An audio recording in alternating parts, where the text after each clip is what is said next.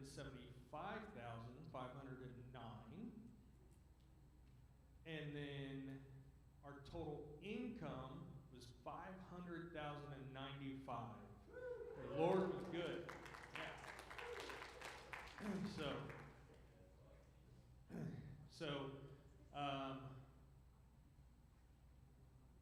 Oh man, that's not the correct. Okay, sorry guys. It is supposed to be a 2020. The second number is 2025. So first number is 2024 budget. Like I said, was $383,047. For 2025,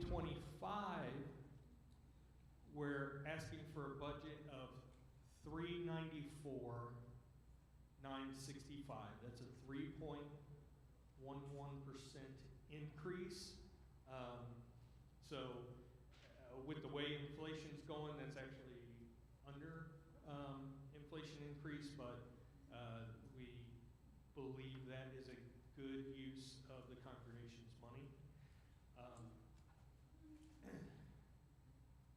right, excellent.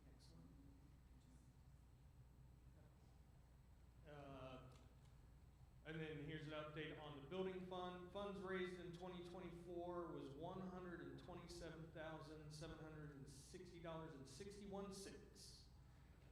And yeah, it's a good job. And then funds that were utilized, this was for, as you can see, there wasn't much. We had some architectural plans drawn up in January, and then expenses for the car show, and then money came back into the fund through that car show. So that was good. But here, sorry, go ahead, Donnie. We had come to you earlier to look at renovation options. If you remember or weren't here, a little recap. The rate of material prices and inflation and different things versus our raising of funds. We're actually, the inflation's actually outpacing the amount of funds. So we were asked you guys to look at other options that we could do to renovate and kind of meet some of those immediate needs, which I'm sure there's a lot of us who can attest that some immediate needs are larger women's restroom and men's restroom. So we were looking at that, and we've got some stuff back to show you. So we've got a restroom area in the wedge, and Donnie's getting ready to put up a picture here. And it's kind of hard to see, but Donnie, where the cursor is now,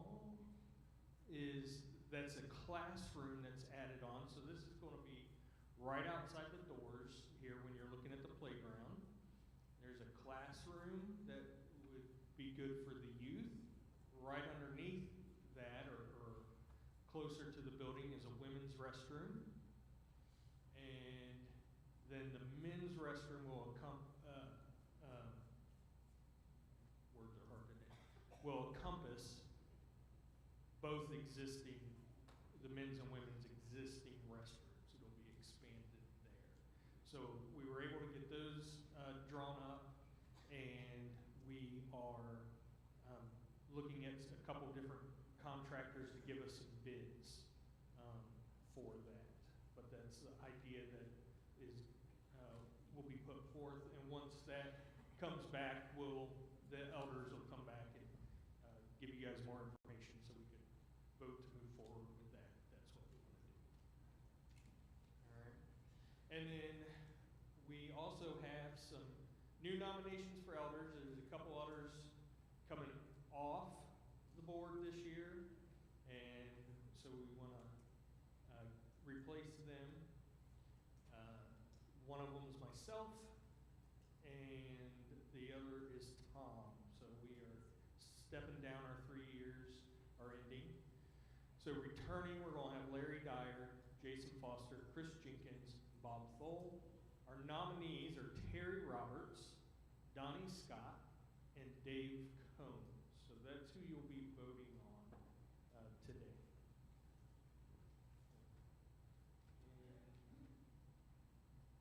Donnie, is that the last slide? All right, so are there any questions? Do we have the 3 here that are being nominated? And to hear maybe you should stand up. Sure, that'll be great. Okay, the nominated elders, could please stand up. Please stand up.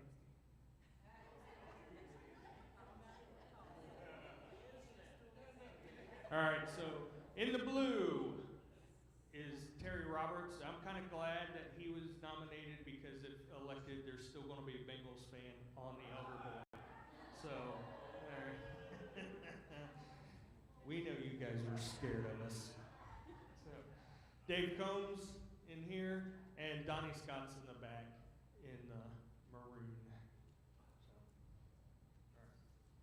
Any other questions? Yes, sir.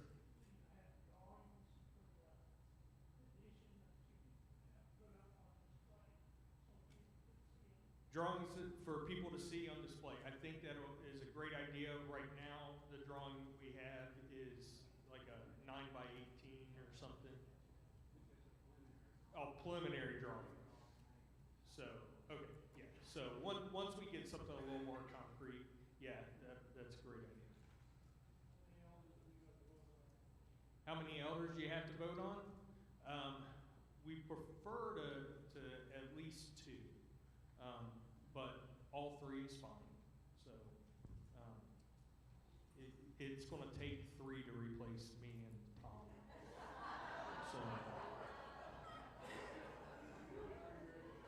So what's that?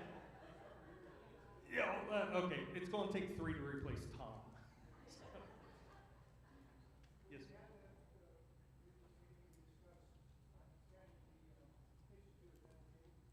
It hasn't been tabled, but it's just a little bit lower on the priority list. We felt that right now the bathrooms were a more immediate need, and then the kitchen will come out of that. And that's part of where that youth room comes in. If that part comes, the current what's being used as a youth room can become more of a multi-purpose room, and we can look at expanding the kitchen at that point. Any other questions? Yes, sir. The funds that you're going to use to rebuild the new park that you're planning on building, what funds are you going to build? I believe the talk was the building funds, but what funds would that be coming out of? So it would be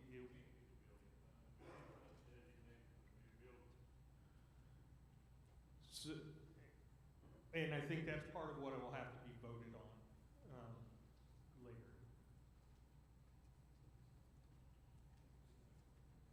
Yes, sir. Is the building fund specifically designated, when you bring this up, my question is it designated for a specific plan that was done, or is it for building in general? That'd be the question I want to address when the time comes.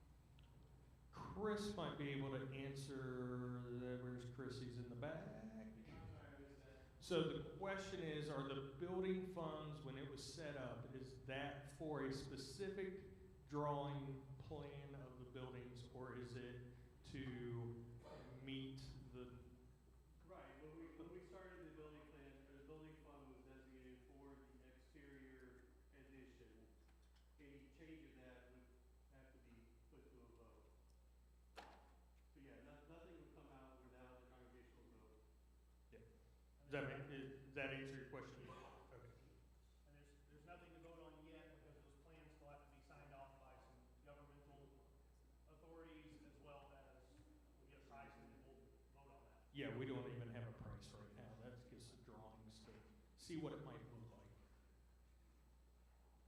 Sean, Yes, in the back. does this upgrade, so to speak, that we might have to vote on, will it include the connection to city sewer? This part does not need to be connected to city sewer at this point. So they went to the city and because we are not necessarily changing the occupancy of the building, our current septic system was made for what occupancy could be, and so we do not have to immediately hook to the sewer. I understand that, but I also understand that hooking up to the city sewer is, if we don't do it, we're gonna have trouble building our building. Correct. It's not going to stop us from needing to hook up to the city sewer at some point, just like you said, but it keeps us, what's the best way to put it? Yeah, Matt's better speaker. He speak good. I talk to people who speak good, that's what happened. So what happened was we had Danny Warner, a lot of you guys know Danny, he's a contractor, he works with pulling permits and all sorts of stuff all the time around here. And so he talked to the people who make those decisions. We were under the impression that we had to tie into the city sewer. That was a false impression because the city sewer, the capacity of our septic tank is directly tied to the seating capacity of this room. We're not adding seats to this room, so our septic can take that. We don't have to tie into the sewer. Doesn't mean that we won't at some point, doesn't mean that it's not going to be null and void, but we don't have to tie into it now. So that's not in the discussion right now for the addition out here. So that addition out here is extra bathroom seating, it's an extra classroom that meets some of those immediate needs, but that's not required permit-wise for us to tie into the sewer. Does that answer your question? Yes, but I also feel like in doing this, we're just deferring and not moving ahead. And we need to move ahead. There are those of us who would like to help more with the building fund, but as long as you're not willing to move ahead on it, we're not gonna put money into it. I hear your frustrations on that. Again, we have a drawing for this expansion. We have it with the people who need to sign off on it. When they're good to sign off on it and say, yes, this building will match the codes, then we'll get a price on it and we will bring that to you just as quickly as we can. But we literally got that drawing back this week, is that correct? So I'm glad that we actually could put the drawing in there, but we just got it back this week. Any other questions that I can have Matt answer?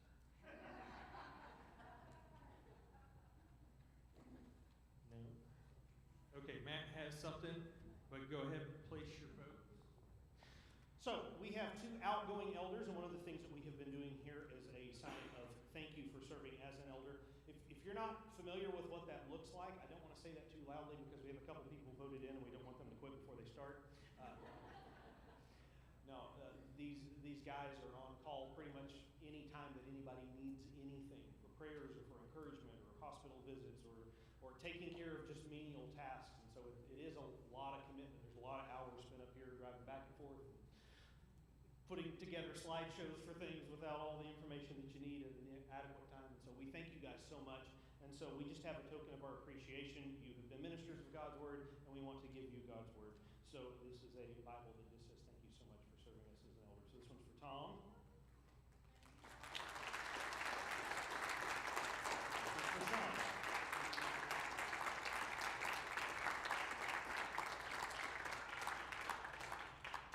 Are you saying something since you got me the large print? Oh, they don't want you to feel bad. All right, I think that's it. Are they counting up the votes? I can't remember how we do. Are they counting up the votes now? Okay.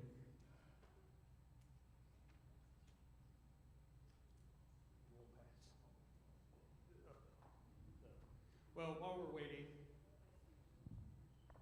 let's go ahead and say a prayer, and then that way, if you want to stick around to hear the results, you're welcome to. If you want to start going to that young at heart potluck, which smells delicious.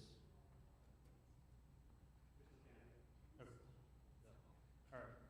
Lord, thank you for this congregation. Thank you for the work that they do to help each other, to help further your kingdom. Just watch over them as they go out into the world and just bless us with 2025. In Jesus' name.